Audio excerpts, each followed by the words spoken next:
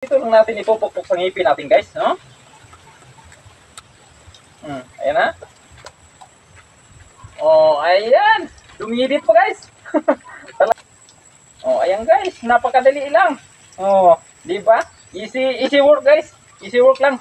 So, what's up, guys? So, for today's video, so ano, guys? So, ngayon magpiprito tayo ng itlog, guys. So, ito yung diskarte sa pagpiprito ng itlog para hindi ka matalsikan ng mantika, guys. So, simulan na natin magprito, guys, ha. Ganito yung technique na gawin nyo para para hindi kayo matalsikan ng natin gagawin, guys. Yung kuwali, lalagay natin. Ayan. Tapos yung pangalawa natin lalagay, guys, is mantika. Ganito yung tamang pagluto, guys, para hindi ka hindi ka matalsikan ng mantika. Ganito yung diskarte, guys. At siyempre, kukuha tayo ng guys. Kukuha tayo ng sandayong. Sandayong, guys. Napakalinis to, guys, ha. Oh, ayan, guys. Ganito yung tamang pagluto ng itlog. Ayan. Ayan, guys, ha. Ganito yung tamang ng itlog, guys. Tangipin pa natin ipupok. Ayan, guys.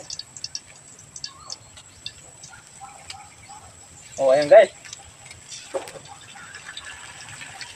Oh, ayan, luto yung itlog, guys. Oh, napakasarap ng ating guys. Ganito yung gawin nyo. Napakadali lang magluto at saka safety ka pa. Hindi ka hindi ka matalsikan ng mantika. Oh, ayan, guys. Dito lang natin ipukpok sa ating ngipin, ha.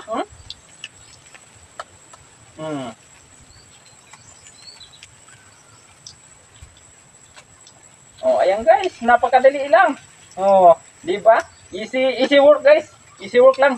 Dito lang natin ipupukpok sa ngipin natin, guys, no? Ayan na. Oh, ayan. Dumidit po, guys. Talagang Oh, ayan. Napakadali lang. Pag ganito yung gagawin mo, kumuha ka ng guys, isang balani para gawing sandayong. Ayan na. Ayan, napakadali lang. Tapos pagkatapos, kasi tapos na natin gamitin to, tapon na natin. Diba, napakadali lang magprito, guys. Safety ka, guys, pag ganito yung diskarte na gagawin mo. Pag ganito yung diskarte, kahit ka pa, guys, kahit nakahubad ka pa. O, ayan, guys. Tapos, siyempre, titingnan natin kung luto na. Ganito lang yung tamang guys, tamang diskarte sa pagluto ng itlog.